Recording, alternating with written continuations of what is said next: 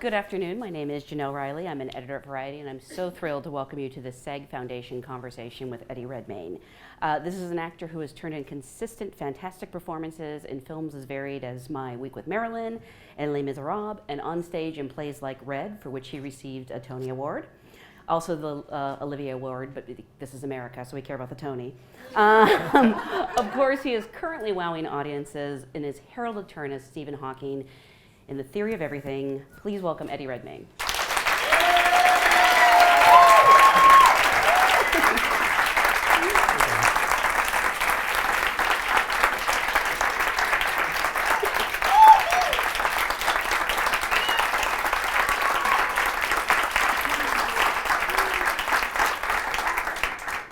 Well, we're out of time, so thank you so much for being here. Congratulations on really a run of great performances. Because this is a SAG audience, I would like to start by asking, how did you get your SAG card? Firstly, thank you for having me. How did I get my SAG card? I got my SAG card doing a film called The Good Shepherd, which was my first film. It was basically virtually my first film. I'd done one film in the UK before, and it was directed by Robert De Niro, and it was the most extraordinary cast in the world, and I basically was so scared that the whole way through the film you just see me looking terrified. And I remember I was basically cast because I was playing Angelina Jolie's son, and I was cast because I have big lips, but it got me a SAG card, so I was very, very grateful for that. Were you Angelina Jolie and Matt Damon's son? Yes. Wow. So that's what they would look like if they made well, it. Don't think they would be very flattered by that. So I want to go back to the beginning. I know you were born and I believe raised in London. That's right, yeah. But your family was not in the business. When did you become interested in acting? No, not at all. So my family aren't in the business at all. But it was one of those things when I was a kid, I did it at school and I loved it. And then when I was about 10 or 11, Sam Mendes was directing Oliver in London at the London Palladium. And I auditioned for that because I said to mum and dad I was quite sort of keen, and I got cast as workhouse boy number sort of 46. / book boy. I had one line, it was books you order from the bookseller, sir.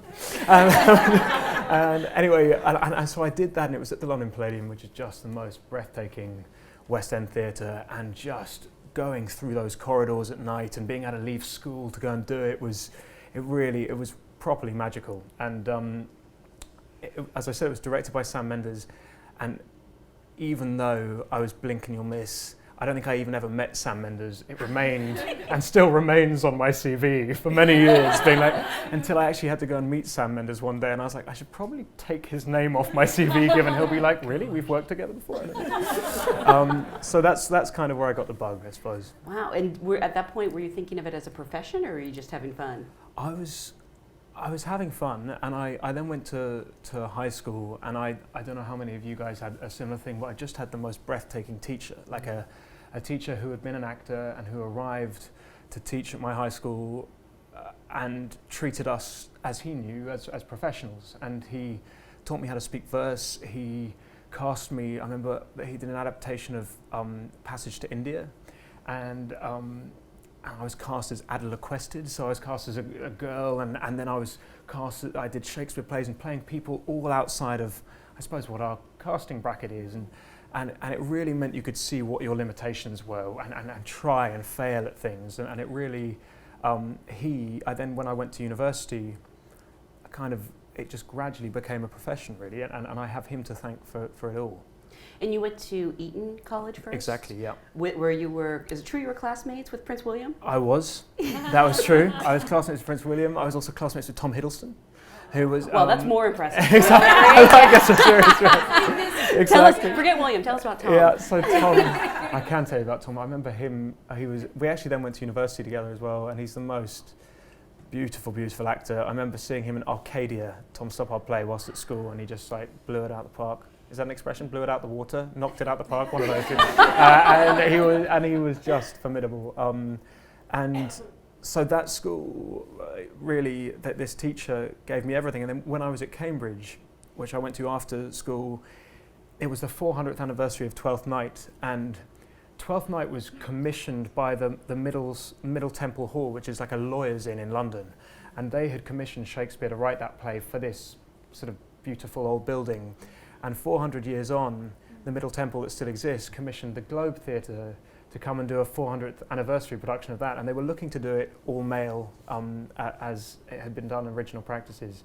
And Mark Rylance was playing Olivia, and they were looking for a guy to play Viola, and somehow, I mean, I was so ignorant that I basically didn't even know who Mark Rylance was. So I remember I went for a drink in London, and I was halfway through a bottle of wine, and I got a call saying, they want you to come for the last audition. And I was like, fine, you know, and literally I remember they put a sort of skirt on me because I was auditioning for Viola, didn't really know who Mark was doing the scene. He even took the copy of the text out of my hand, and because I was quite pissed, I was just sort of improvising Shakespeare, which is a sort of scary prospect.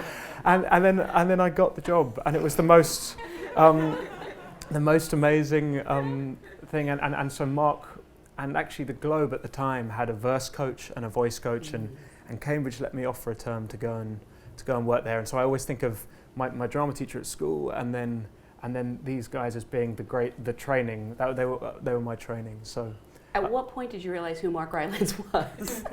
It was the second that we started rehearsals that I realized that this, and he was beyond phenomenal. And what's amazing is that production then went on to the Globe in London, and I went back to university, and it then toured America.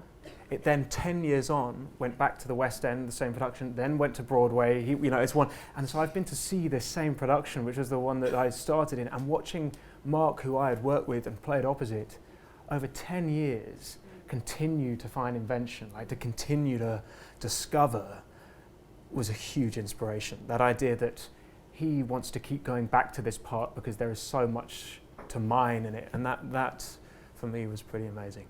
And how old were you, like 20? I think I was about 20 Wow. when I did, yeah. And I've heard you say, or maybe this isn't true, I shouldn't trust things I read on the internet. Trust everything. Trust it all. So you have an alpaca farm. Yes. Just outside of LA.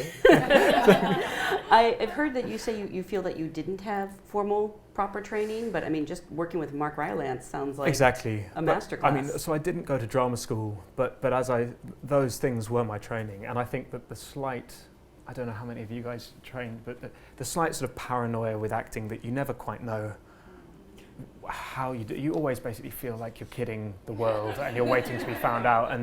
But what it did make, that paranoia made me try and be like sponge-like and really try and observe the other actors I worked with. And one of the things I was formidably lucky with was, from the word go, I worked with some amazing actors and try and by osmosis to pick up, but not just how they work, but also how you behave on sets, how you negotiate your life-work balance, how, really trying to learn from them. Which is what they really should teach a class in. Yeah. They don't. Yeah. Yeah. So at what point did you realize, I mean, you went back to school after doing this amazing show, and at that point did you know this was the profession you wanted to pursue? After that, I got an agent through that production, and I knew that when I left university, I was like, again, because I come with parents who aren't really from that background, and they were so supportive, but they were like, have you thought about producing? I love this idea that anyone who's not in our industry think producers are like uber rich, but most of the producers that I've met, quite a few of them are sort of struggling to put films together, and and have probably just as little stability as we do. But so I then took a year off after university, knowing I had this great agent, and went and worked in a pub in London and did like waitering service, and I auditioned for things, and I went up to Liverpool and did a play, an Athol Fugard play, and then I came down to London and they were doing the premiere of a amazing play by Edward Albee called The Goat, and that was with Jonathan Pryce, who randomly had played Fagin when I did Oliver, like all those years ago. And I got cast as the son. I turned up on day one and I was like, John, we've actually worked together before. And he was like, really? And I was like, yeah, I was in Oliver. And he was like, really? And he had like thousands of casts of kids that came through that, And he was like, what were you, Oliver, Dodger? I was like, I was workhouse boy number 46. / book boy. And he was like, forgive me for not remembering you. Yeah. And so that was where it started, and that was such a beautiful play. And actually, a casting director called Amanda Mackey read in your newspaper, read a review of The Goat in Variety, and was casting The Good Shepherd in London, and called me in for a meeting. And that's kind of how it started. So you're welcome. Thank you very, very much. And what sort of career were you imagining for yourself? I mean, were you thinking you would just do theater, or did you always want to do film? No, I was really ignorant, and I mean, I started doing, got into it through doing theatre, and I remember one of the early films I did. I worked with Scarlett Johansson. I remember one day we were on set, and she was going, "Ed, you know that bit in The Big Lebowski when this happened?" And I was going, "I haven't seen The Big Lebowski," and she was like. And then she was like, "Well, in The Godfather, that bit when," and I was like, "I haven't seen The Godfather," and she was like, "Okay, right." So she went round the crew, and basically everyone in the crew had to write their list of top 5 films, and she gave me this list, and I said, "So you see, coming from the family that I do, like, when all my family are going to work and doing, like, if I were to say, where they were like, 'What did you do today?' I was like, 'I watched 6 DVDs.' Like, it wouldn't. I just didn't." And she was like, "Well, that's your job." And until then, I'd sort of seen theatre as the sort of, I would go to the theatre lots but I felt like I didn't see wasn't educated in the value and the canon of film. And so since then, and I also hadn't really done any film, and since then it's been one of the great experiences of my life is learning, and my God, it's been a learning experience. After The Goat, I didn't get cast in anything on screen for about 4 years, because every audition I was performing to the back of the stalls, I was like, and so it has been a learning experience for sure. And I heard that in your early 20s you spent some time auditioning out here, and you would constantly be in the same room as like Andrew Garfield and Jamie Dornan. Yeah, that's true. Other unknowns. Yeah, no, so there was if we make it out here, as in if you're allowed to get on the plane, it's normally because you've been lucky and something's gone right in London. And when there was a period where we were out here and we all had American agents, and we would just stay on friends' floors and help each other with auditions, and because when you come to this city, it's such an alien city, particularly compared to London, in the sense that there you can walk everywhere, you can stumble across things, whereas I feel like in LA you really have to know where to go, and you have to drive everywhere, and so we tended to stick together as a wee clan, and it's where some of my greatest friendships have come from, because also it's such a bizarre life that having friends who have also been through it or had the ups and the downs, it's good to share. So what do you think was the big turning point in your life? I mean, it could have been something as early on as 12th Night, but I also know, Red was obviously an enormous hit. I mean, it's interesting about turning point. I mean, I think you can trace back everything, and everything is, I mean, I also was thinking about it the other day, those films or those jobs that don't necessarily work or don't find an audience. I did a film called The Yellow Handkerchief about 6 or 7 years ago, and it was a little road trip film with Kristen Stewart and William Hurt and Maria Bello, and I was playing this adopted Native American Indian from northern Oklahoma. Classic casting. Yes. And I was so, and we had this amazing time in Louisiana, and the film came out and no one saw it, but we had, but as you guys know, you pour your heart and soul into every job, and then some of them reach an audience and some of them don't. But that sort of came and went, and it actually, when I was meeting James Marsh, or speaking to James Marsh, who directed The Theory of Everything, on the phone, he had only seen sort of English period drama pieces, and he was like, Ed, is there anything you've done that's physically different from you? Or and I said, well, I did this film called Yellow Handkerchief, and Yellow Handkerchief was the film that got me The Theory of Everything. Really? Yeah, and it was, and again, because there was a sort of, as far as he was concerned, there was, it was so far from who I was, and physically it was different from me, and it was about jumping off a cliff slightly. He's like, oh, right, this guy is willing to take a wee risk. So it's amazing how those things, trying to find a key moment is difficult, but they all end up sort of feeding into something.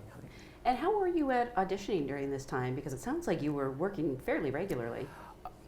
I suffer from like severe nerves, if I'm being honest. I'm not in like a stage fright way, but like anxiety is something that I think it fuels us, and I think it's good.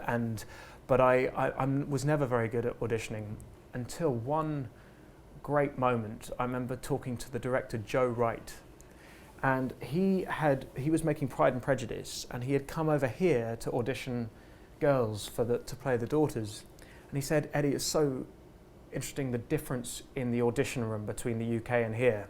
And I was like, how? And he goes, well, in the UK, actors come in and they nervously wait to be told what to do, and then they do it, and they do their thing, and then you can see that they're sort of upset by it, and then they sort of tail between their legs kind of walk out. Whereas he said there was and it wasn't obviously everyone, but there was a difference in vibe in the States, that someone would walk in and go, look, I'm kind of nervous, can I just run my lines? And he'd be like, okay, yeah, go ahead. And then they would go, okay, I'm ready to read, try it, and then halfway through go, sorry, I've messed that up, can I start again? You know, and this idea of like controlling the room. And he said it was interesting because he was used to being on the front foot as a director, and here he, felt slightly more on the back foot, although he would then, but what it meant was he felt more people left with him having seen at least a sense of what they could do, because they refused to leave without having given it something. And I went, of course, like that's what it takes. And the point of auditions are useless if we leave going, I gave nothing of what I can give. And so from then on, I've always tried to not leave an audition without having at least gone, let me try it one more time, or let me give it a sense of, it involves occasionally being pushed out of a room going, we're really out of time now, but like, so the advice is don't leave. Well, exactly. If in doubt, tenacity, be stubborn. Yeah. So I mentioned at the top of the show, I guess we call this show, that in 2009 you began your stage run of John Logan's Red. Yeah. And you did it first in England, obviously. Yeah. And it's just you and Alfred Molina on stage for the entire time, and you're actually painting on stage. Yeah. I mean, when you got the script, were you intimidated by it? Were you excited? Oh, both? God. It was, I'm afraid that this was one of those disgusting stories of it just being a dream. I, by that point, was doing a bit of film, but doing some not very good work. I was becoming a bit disillusioned. And I went to meet Michael Grandage, who I don't know if you guys know, but it's one of our great stage directors. In fact, just directing his first film. And I went for a general meeting, I thought, and then he slid this thing across the table. He said, I'm doing this play. It's about Mark Rothko. It's a two-hander. I would love for you to do it. I studied history of art at university. It was what I was passionate about. The script that John had written, the way that the script came about was beautiful. John Logan had been a playwright in Chicago, then wrote one film, and it was called Any Given Sunday. It's quite a big film. And then wrote extraordinary films subsequently. And a few years on, he had been in London writing the screenplay for Sweeney Todd and working with Stephen Sondheim. And Sondheim had said, it's time you wrote a play again. And John was living at the Covent Garden Hotel around the corner from the Donmar Warehouse. He fell in love with that theatre. I think the Rothkos were on display at the time, and all of these things combined. And he wrote this play for that space and gave it to Michael. And when I read it, I remember I went straight around the corner to her hotel, and the producer of the Donmar Warehouse saw me, doing one of these. And it was just heaven. It's about everything that we do. It's about art versus commerce. It's about one of the things I found riveting is Rothko would turn up to work. About trying to find form in the formless in what we do, trying to put structure on a structureless life. Like, one of the things that Rothko would do is he would turn up to his studio in the Bowery in a suit every morning at 9. He would then put on his overalls, he would paint till 5 or 6 in the evening, get back into his suit and go home. And I just sort of thought this idea of a different art form, but dealing with some of the same issues that we have was kind of riveting. Working with Alfred Molina, who I don't know if any of you guys know him personally, but he is genuinely the loveliest man and greatest dance partner in the world. We started as this little play, and then we came to New York.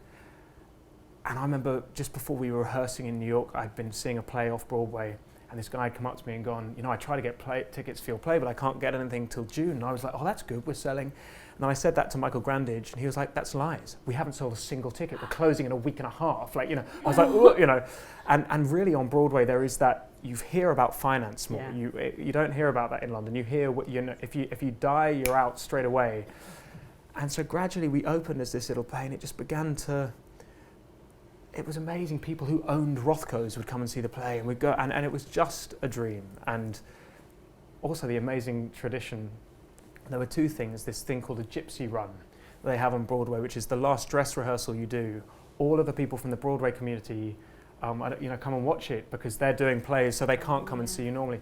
And before I went on, I was very nervous because it was the first audience we were doing it with, and Fred said, "This will be the greatest audience of your life," and he was so right. The generosity of actors, it was like the most extraordinary thing, and it really was. And then the tradition also that if you're famous and you go and see a play on Broadway, you go round and see the actors. And so Fred's dressing room would be downstairs, and I'd be upstairs looking down through the things. And basically, Meryl Streep and Steven Spielberg would go in, looking down like a kid at Philippe. It was the most amazing thing. And I actually went to see Emma Stone in Cabaret 2 nights ago, and she was sensational, by the way. But it was like going into that theatre and seeing Artie, who was our stage manager, and seeing like the feel of that place. It was electric. So I loved it. Did you go around the back afterwards and do I did. Yeah, meeting? exactly. It was really, really amazing. Yeah. And what do you think the director had seen you in or knew you from that he was willing to cast you without an audition? For Red. Yes. Yeah. Do you know what? Actually, it was a play at the Royal Court with Donald Gleeson. It was a play called Now or Later, written by Christopher Shin, and I'd played the gay son of the president on election night. It's a really interesting play if you guys have read it. Some beautiful work in there, and Donald and I had done that, and he had seen that, so that's how it came about. Yeah. And Red was your Broadway debut, I believe. Yeah. First time performing in America. Yeah, it was. Yeah. And for that, you won a Tony. I did. Pinch. Yeah, no, it was amazing.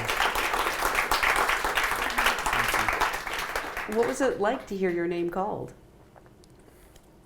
God, the sweetest thing was my mum was my date that night, and I'd said to Mum, they're a big deal here, the Tonys, televised and everything, and I'm like, my mum can be quite sort of competitive, and so I was like, Mum, there'll probably be a camera on us, like when I don't win, you can't turn to me and go, God, I wish that was something. So I was like, so we have to when we don't win, we just smile, and okay, good. She's like, okay, Dani, okay. And it got to the moment, and it was a total out-of-body experience, and they said my name, and I think my mum was so scared about doing the wrong thing that she just, she said it. And there's quite a funny video on YouTube of me going like this, and Mum just sitting there like this, going like but it was so surreal, and it was actually really lovely because Scarlett Johansson won that night for Best Supporting Actress, I think, or Best Actress, and it was her Broadway debut as well. And as I said, we had done this play, and there is this weird thing where part of you is pretending to be a grown-up, going, "Yeah, I'm doing a play on Broadway." The other part of you is going, "I'm doing a play on Broadway." and the two of us went out and celebrated in it was like kids. It was really a dream. Now, did you find that experience opened certain doors for you in Hollywood, or was it still a matter of you had to audition? Yeah, I know. It was always still auditioning, but I remember I auditioned for my week with Marilyn in my dressing room when I was doing Red. I used to put myself on tape, so that came from there. And I don't know. I think it's always about auditioning. Anything in which you are trying to change people's perceptions of who you are, you have to fight for. And I find it weird. I have done films before that you've been offered, but I find that brings an anxiety because then you turn up on set on day one and you open your mouth for the first time and you're looking for everyone to go, really? That's how you're going to... Whereas at least if you've done it in an audition, they have some sense of what you can do. So, no, it's always... I've always thought that if you're trying to push and shift what you, as I said, a bit like what I did at school, going to extremes or different places, you do have to prove yourself. Have you had any disastrous auditions? Hundreds. Oh. I don't know where to start. I had a chronically bad audition for The Hobbit. It was interesting, which involved, it was to play Bilbo Baggins. Yes. Snigger of laughter from the background. I thought it was a weird one to be asked to as well. They were clearly casting their net very wide. But I did, I again didn't want to go in and just do a sort of stayed audition. So I spent, the night before looking at, I think it was Ian Holmes' thing on YouTube and watched, because it was to play the young Bilbo, and I did all it. And I sort of walked into the audition, casting director sat down. my name is Bill Burbank. So he started doing what I thought was like a really brave. And she stopped me before I'd even got a sentence out and was like, own voice. And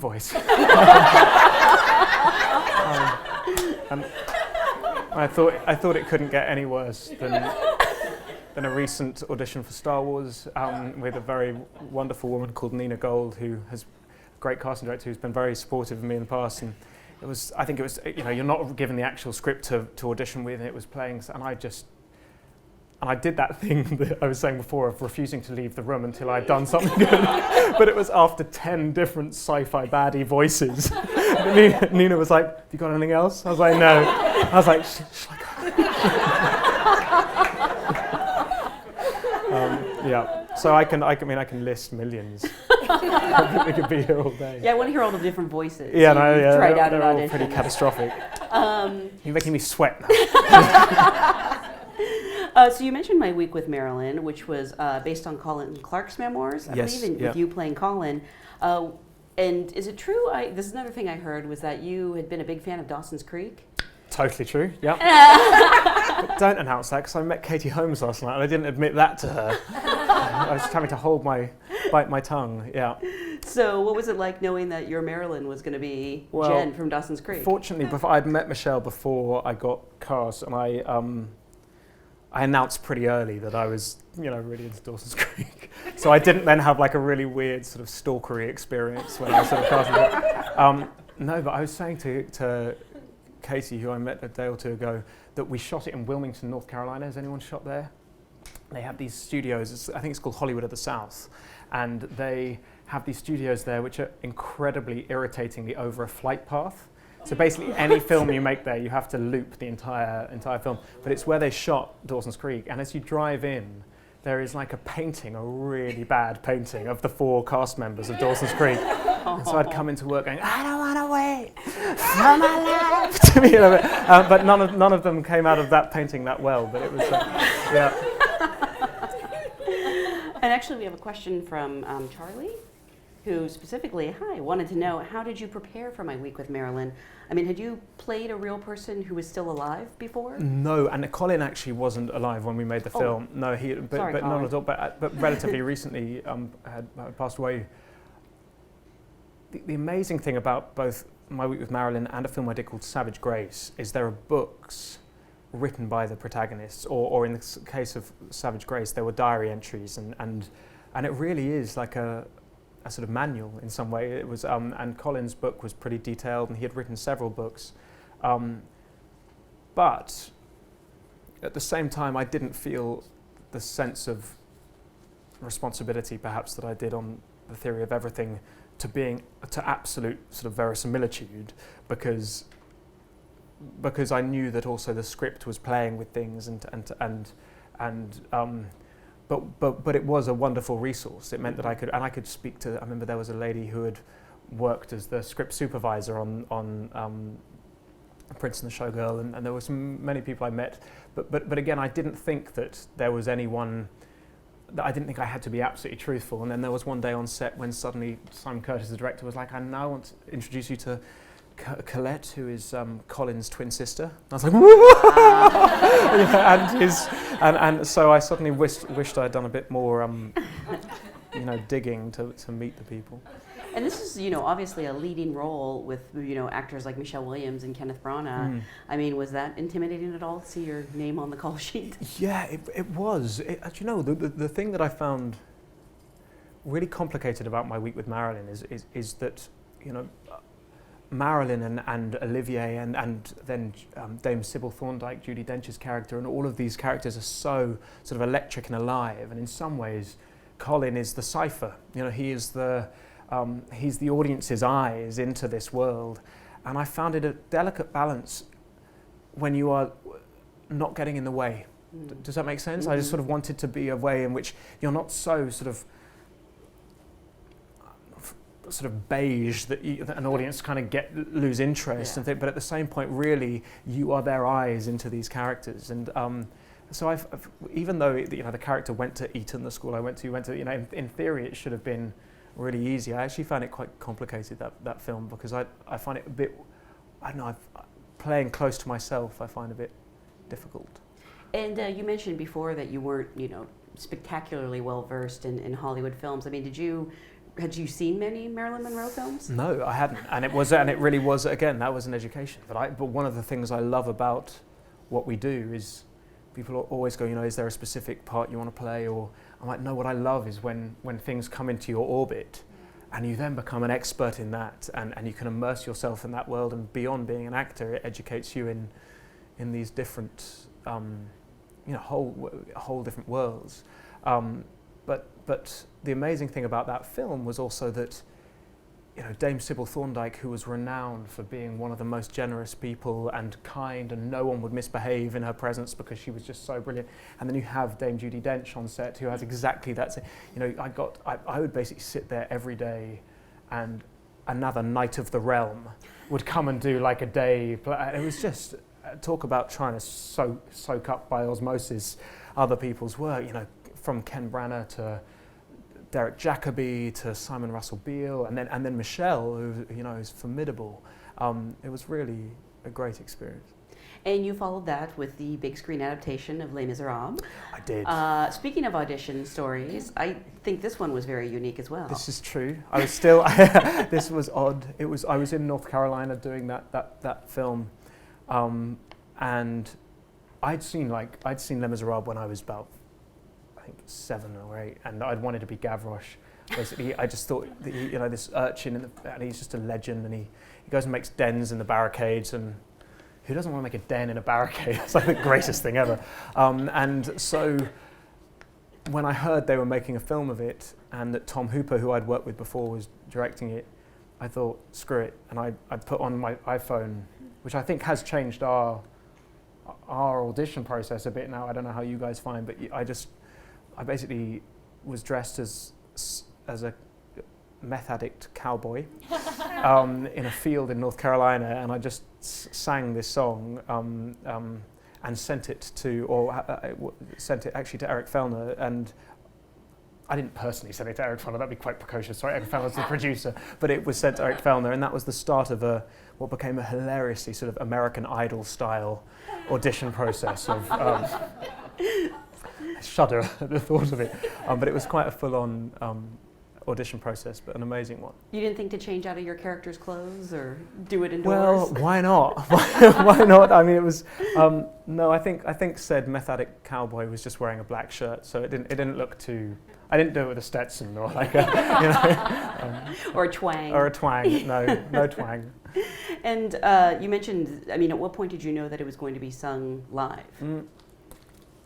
I think from the outset, Tom okay. had said that was his intention, and that's what I found riveting. And what was interesting was I was a singer when I was younger, but hadn't sung for many years, but had done and knew the musical quite well, but having worked a bit in film, I found that idea intriguing. But what was most complicated was the last audition for it, because I'd done lots of auditions for Tom, in front of the camera, but then the last audition was this American Idol style thing where the producers from Working Title, Cameron McIntosh, who produced the musical, Claude Michel Schoenberg and Alan Boubille, who wrote the piece, were sitting at the back where you guys are behind a table, and then there was a camera in my face here, and you were going, oh, this is interesting, because who do I play to? Because my instinct is here, but I also know that the reason these guys are here are to hear that their score can be served, and that it can be. So you didn't know which audience you were playing to, and it was a complicated one to negotiate that, but kind of intriguing. Yeah. And it made the process of filming it was just, when I look back on it, it was like doing a normal day's filming. You never knew when your solo was going to be, and so you had to be vocally on form from 5 a.m. till, and it was pretty intense. Was it? I mean, those sets looked miserable just to be in. I don't know if that's just the magic of Hollywood, or was it? It looked cold and drafty and miserable. Yeah, Tom likes to do that. He likes to keep people awake and alive. But poor Hugh Jackman. He was such a trooper. I remember there was a day when he had to carry me through mud, or not mud, sewers, and they'd literally built these sewers, and it was freezing cold, and there was an option of a sort of double, like a sort of fake me that was a bit lighter, but Hugh, being a trooper, refused to use it, and I don't think Tom would have allowed him anyway. So I spent that, and it was funny because Hugh saw The Theory of Everything the other day. There's a moment in that film where my character is carried by someone else, and when Hugh came to see me after having seen the film, I think the first thing he said is, "I sympathise with him." Like, you know, you look like a skinny runt, but like, actually, you have like heavy bone density or something because you are substantially heavier than you look. So poor Hugh had to like, but I was like, but Hugh, you're renowned for being able to like bench press tall buildings. Like, come on, surely I was. No, so it was, yeah, no one's feeling sorry for Wolverine. No. What do you think is the secret behind the enduring appeal of that show? That's a good question. I think that the characters in it, there is something for every generation.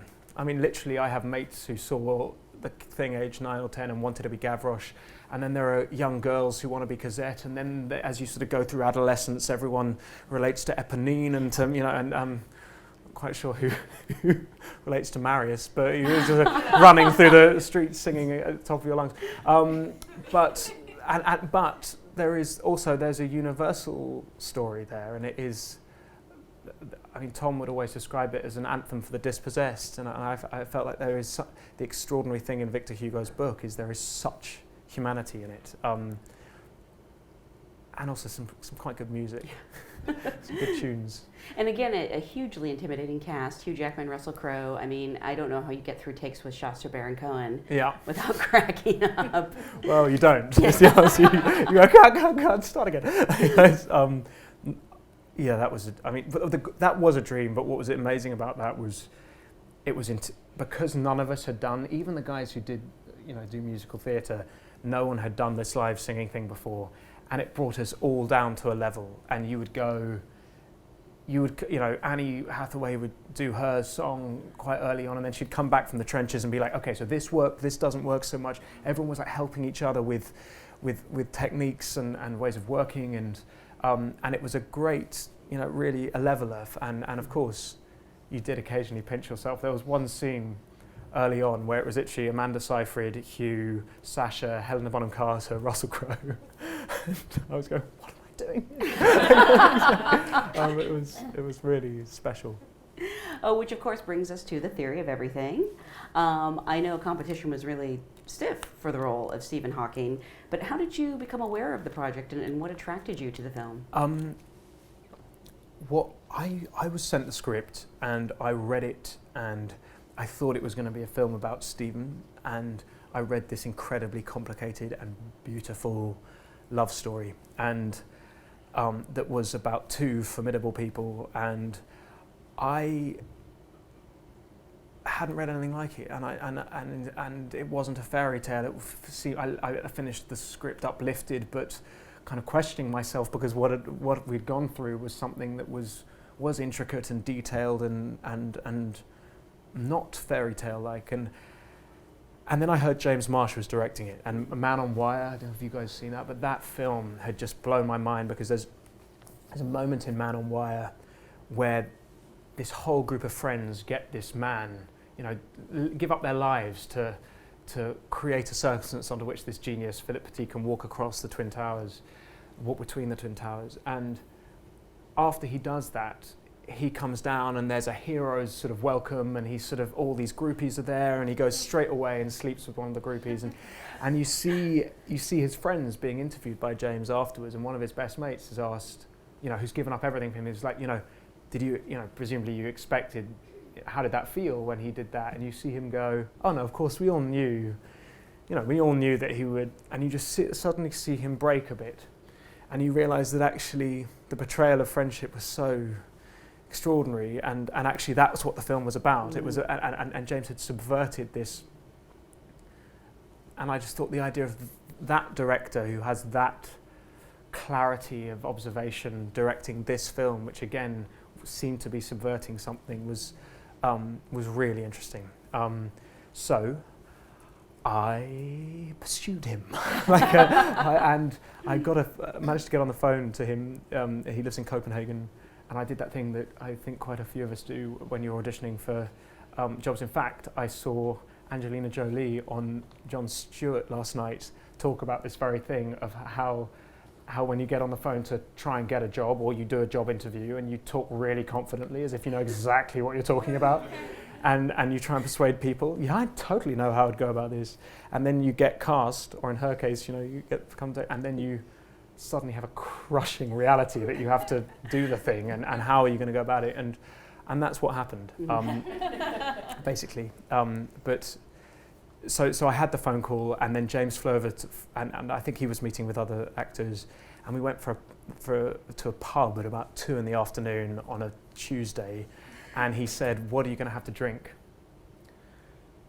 And I just started sweating, because I was like, what do I answer to that? Is he the sort of director that wants someone to have alcohol at 2 p.m? Does he want a sort of cool, trendy actor, or does he want like a really earnest, like hard-working actor?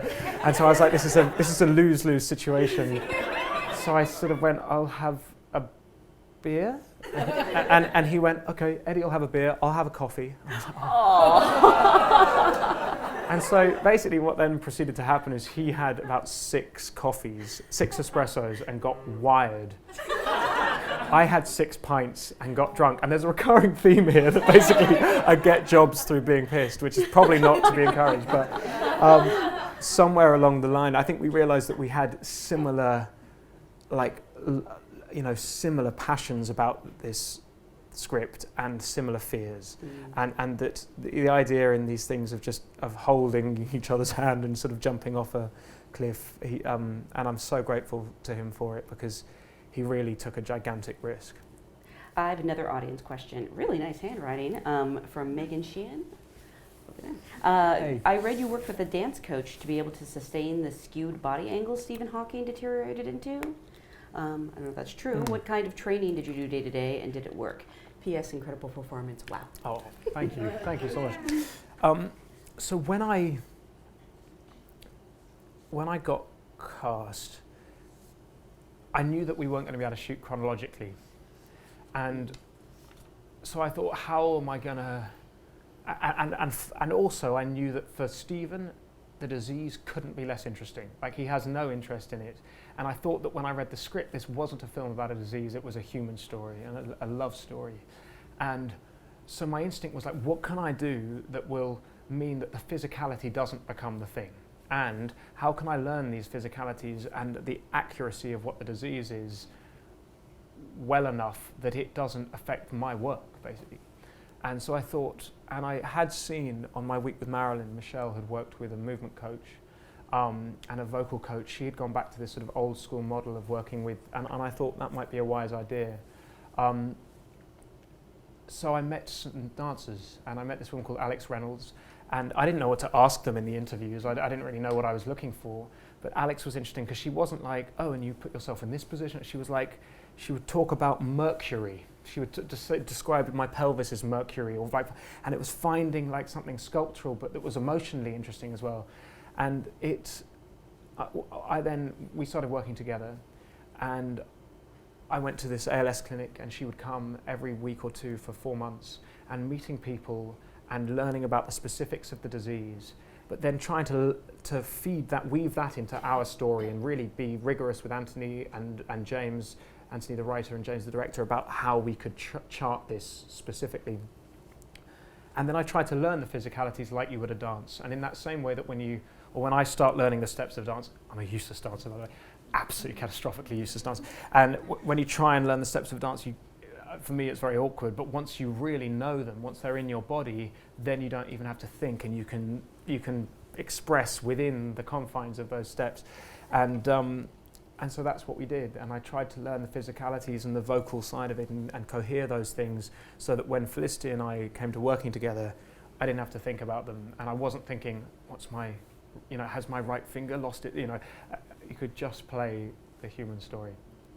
But I understand it was still really hard on your body, like you sort of messed up your body to a certain extent, you were in a lot of pain. Yeah, the other thing was that this dancer, she's called Alexandra Reynolds, suggested that I went to an osteopath. And so for the whole pre-production of those 4 months, I went to an osteopath, and he was hilarious, a guy called Dan, amazing guy. And he gradually, as my body started shifting a bit, I became like a case study. He was like, "Oh, this is interesting. I think I'm going to write you up." And I was like, that's not what you want to hear from your osteopath. What you want to hear from your osteopath is everything's fine, your spine's totally normal. You don't want to hear, you're turning into a sort of S-shaped sort of. But there was a physical.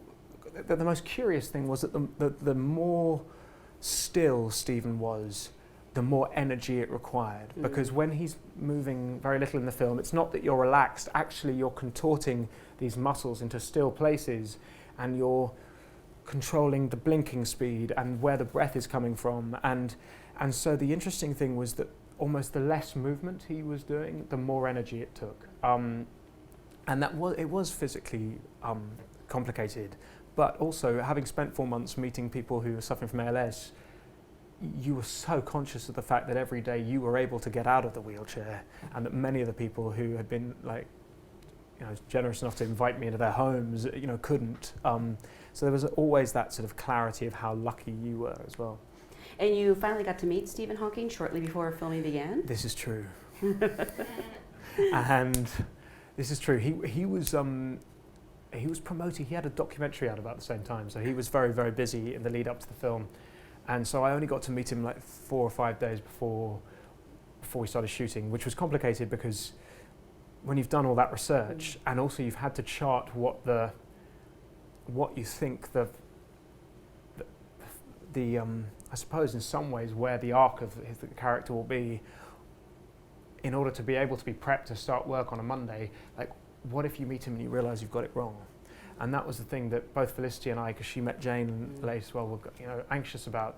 And the most wonderful thing when we met him was that the overriding thing, it was nothing to do with the physicality, it was just his character, like this extraordinary force of personality, amazing wit, and a kind of, I describe it as this Lord of Misrule quality. There's something like, I had up on my trailer was a image of a Joker in a pack of cards with a marionette, because there's something about him that's mischievous, and he has this glint in his eye, and when he also controls a room, like, because even though it's difficult for him to communicate, you really sense his power.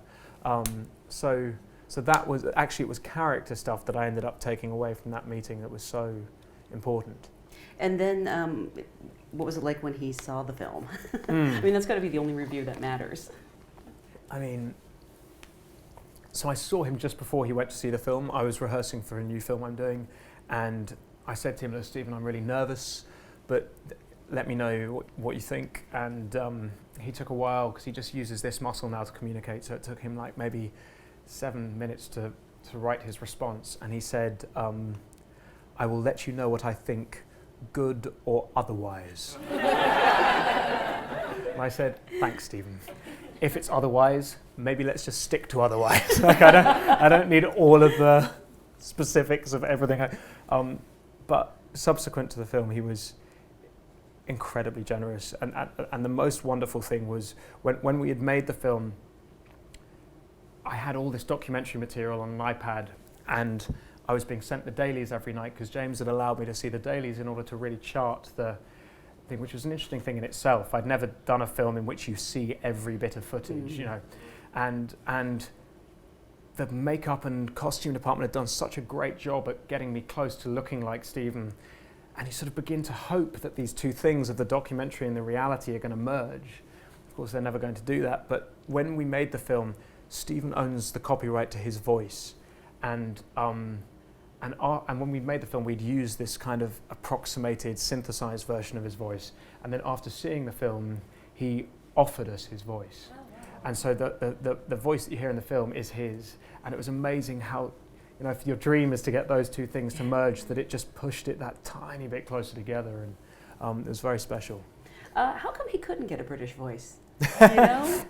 Well, it's so interesting because, that technology was embryonic when he took it on, and then it's become iconic in relation to him. And the answer is he could totally have changed his voice, but he chooses not to because that is his identity. And I had the most riveting experience the other day. This is one of the great perks of this particular job, is I went to Intel in San Jose, and the Intel work with Stephen and work on the technology between his eyes and communication, and working with this group of scientists there, them explaining to me how they're using, and they've just had a great breakthrough, which is hopefully going to help people with ALS to communicate. Amazing. And I know that you mentioned you met with a lot of families that have people who suffer from ALS. Was there anything that you really took away from that specifically that informed your performance? Well, there lots, yeah. I mean, there was one gentleman who I met who, the day that I met him at the clinic, he was there with his wife, and he had come down the night before. He had almost choked to death, and he'd gone to ER, and it had been serious, like really serious. And then he'd walked down the following morning, and the first thing he had said is, "I wonder what death-defying act I can do today." was his opening gambit, and that, you know, it really did show this constant finding the optimism and the humour. The other one, which actually was from a documentary piece about ALS, was this moment when this woman was there with her husband who had ALS, and he was almost in Stephen's position. He really couldn't move much, and she was being asked, you know, what is the worst thing about your husband having ALS? And she was so bright, and she's like, "Oh my God, do not know where to start." And she went from this huge smile to then breaking down. And it was just so heartbreaking to watch. And you then watched her husband try to move, to hug her, to hold her, but he couldn't move. And so there was this extraordinary thing where even though she's breaking down, she goes in to hold him, almost to look after him in this moment when, and for me, it caught in a minute of documentary the essence of what the reality of that disease is. And there's a moment in our film when the two, Stephen and Jane, part ways, and when we were shooting that scene, I was quite emotional, and snot was coming out of my nose, and Felicity, even though he's just broken up with her, just instinctively, and she's broken, you know, just instinctively went and wiped my nose and like sort of held me. And it was when I saw the film, I was just so relieved that because I was like, if we can't capture in 2 hours what this documentary has caught in, you know, in 3 minutes, you know, and so I was thrilled that I felt we got close to that somehow. I have another audience question from Hollis W. Chambers. Are you British too? No. Okay. Great name. Hollis I want W. your Chambers. name. How do you find yourself again after absorbing a role like Stephen Hawking? Well, the true answer to that is I've always thought that I've always been someone that jumps from job to job, and I don't mean that as in like go from job, but I'm okay at shedding. I don't feel like I carry baggage, and this one was different for that. I haven't worked since, and it was about a year ago. It was about finding your own body weight again, finding your own your fat. Like what I found complicated about this film was we were making it in London, which is where my family are, and my fiance and everyone, and your friends. But the rigor with which the work was on this, you're not there emotionally. You're actually working 5-6 day weeks. You're working incredibly intensively, but your family and friends sort of think you're around, and you sort of think you're around. So they'll go, "What are you doing for dinner on Saturday?" Like, "I'd love to come." And you get to Saturday and you finish late, and you can't. And actually, you end up upsetting them and yourself. And it got to the end of this job, and I needed a wee break. And for me, the only way to do that is friends and family, really. And I'm trying to think. I think I went on holiday as well. I took quite a long holiday. By the way, I know you're friends with Benedict Cumberbatch, who Indeed. played Stephen Hawking in a TV. Yes. He's not here. You don't We can have him anyway. Yeah, come on out.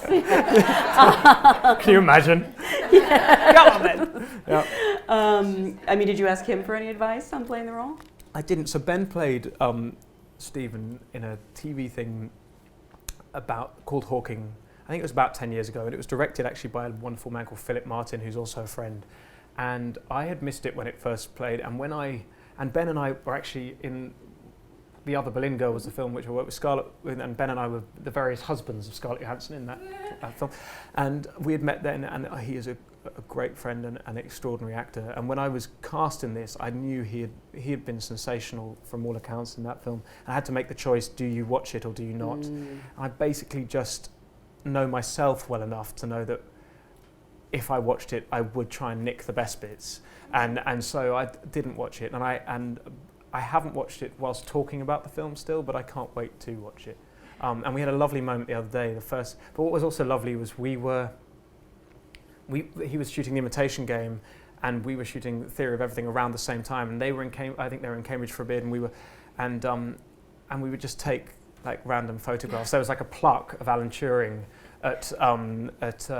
in Cambridge. I took a photo and sent it. And then there was this one scene in Hawking which we shot at this school, which was Benedict's old school. So I was there dressed as like the young Stephen Hawking, and the cameras were inside the room, and I was starting outside the room. And they were like roll cameras, and I was there with the glasses on, and there was this board, like an awards board, and written, carved into there at my eye height was B. Cumberbatch. And I was like, out came the phone, selfie. It was haunting you. I know, it was so lovely. So you haven't done a film since wrapping this, so what is up next? I hope a nice rom-com. God, no, I'm doing a film called The Danish Girl, which is being directed by Tom Hooper. And back to that well. I know, so going into that world. And it's a film that he's been wanting to make. It's been around, they've been trying to make it for a film for over 10 years. There have been different casts attached, and it's a true story about these two artists in Copenhagen in the 1920s called Gerda and Einar Wehner. And Einar became one of the first, if not the first, people to transition, became a woman called Lily Elbe. And it's a beautiful love story and a story of identity, and I hope it's going to be it's a really special story. And so I'm just starting work on that at the moment, yeah. And are you playing Lily? I'm playing Lily. Yeah. So back to the dress where you began. Yes. In a way. Yeah. It all comes full circle. Full circle. No, but it's been so interesting just, I don't know, starting work, meeting people from the trans community, really trying to and also going to the art world. It's been I hope it's a special story. So it's been fun, or a huge investigation so far. So. Well, I can't wait to see what you do next. Thank you so much for coming out today. And thank you guys.